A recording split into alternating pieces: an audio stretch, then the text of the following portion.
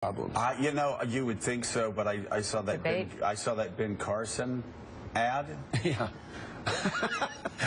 I think he's good. And I'm sitting there going, where are we? Where am I? For me, it was an Admiral Stockdale moment. I saw that and I was like, this guy is up 20 points in Iowa. Where am I?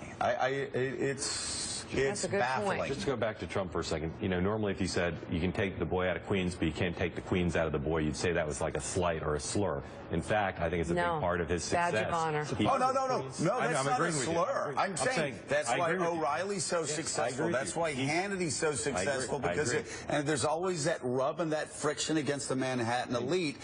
And they relate to middle America. Queens is more like middle America in a lot of ways than it is like Manhattan. Of course it is. And he evinces that. Look, the question of whether Carson and Trump will fall because they're not specific or elites don't think they're serious candidates, I think that could happen in January, but I don't think it's going to happen before January. And by January, it may be too late to stop either of them. So I'm just curious. So I get Trump's success. I don't get Carson's success. I don't know. Is that just me? Because with Donald Trump, I do know this, and I'm going to offend a lot of people here. If Donald Trump somehow happened to be president of the United States and get elected, he would know what to do. He would put really good people around him. And you know what? We talk about how would he negotiate against Vladimir Putin? He'd figure that out. Donald Trump's been in a lot of really tough situations before as far as negotiations. And I had somebody tell me the other day that had negotiated with Trump. He said, most of the people I negotiate with, they go into it, and it's kind of how I negotiate. Okay, how do I win? How do you win? Let's all win. Donald Trump doesn't do that. Donald Trump goes into the negotiations, and it's a zero-sum game. And he sets himself up so he wins, and you lose. He is a tough, mean, incredibly successful negotiator. Ben Carson is a doctor who, I'm sorry, I have a lot of doctor friends. And one of my best friends is a doctor who says, I wake up in the morning, I go to my practice, I am basically given whatever I want. I'm treated like a king. I live a pretty isolated life, and then I go home. And I'm not saying all doctors are that way, but one person's been in the rough and tumble in a very ugly real estate market, the biggest and toughest. I I've had the same. I've wondered. I don't get the Ben Carson. I really don't. I don't get the Ben Carson. Why do you think so many people are giving him money? Sorry, the total they like him. They like him. Yeah. They like him, and they like him. They love that he's a man of faith.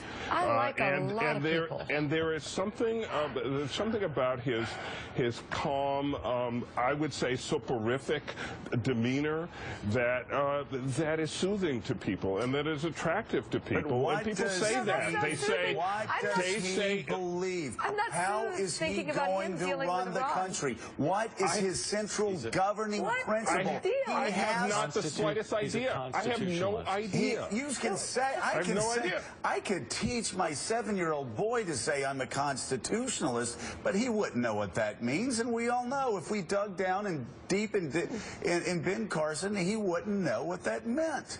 I disagree. Oh, my God. I have seen no evidence of it. He's asked a question, he'll say something, then he'll backtrack and go, oh, wait a second. Like the other day, he said he was going to oppose Medicare in an interview with CNBC. This is a big thing. Abolishing one of the most successful government programs. And then the next day he goes, oh, no, I didn't mean that. And then he'll say something about immigration. And then he'll step in, and then the next day, what do you think?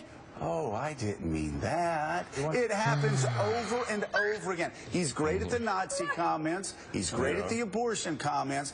but he says Muslim something he doesn't. I will president? say it right here and get in trouble. He has no idea how to run a government. He might be an effective city council member somewhere in a small town and could learn how to govern there and move up. But you look, policy-wise, that guy, 30 minutes on policy digging deep. Mark Halpin, you know he couldn't survive. Is the country in good shape, having been run by politicians for years? Well, Yes. that Yeah. Well, I mean, Compared to what? Can I answer this? Yeah. My only, my knock with Trump, make America great again. No, America is great. Yes. We're the #1 economy in the world. Everybody's going up in flames. All the emerging countries that were supposed to destroy us 10 years ago are all going straight to hell. Their economies are flatlining. We're doing better than ever. Steve Ratner comes back from California and is more excited about American ingenuity than ever before. He says everybody in the world is rushing to America because they go to Silicon Valley and they think everything is possible. As far as the energy goes, we have created an energy revolution over the past 10 years through American ingenuity. By the way, the deficit has gone down. Our economy has sort of, it's leveled out.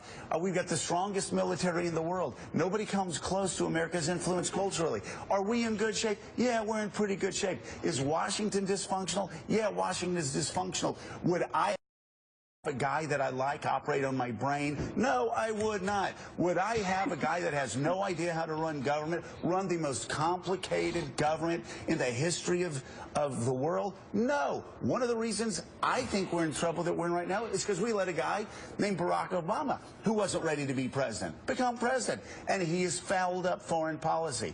I think experience is not a bad thing. And go anywhere in the country, get 12 Republicans into a focus group, make you one of them, and say, how many people in the room would like more of the same? Apparently you would. How many people would like? No, I wouldn't like more of the same. I don't need that kind of change. But come on. There is a middle ground between Barack Obama and Ben Carson. Coming up on Morning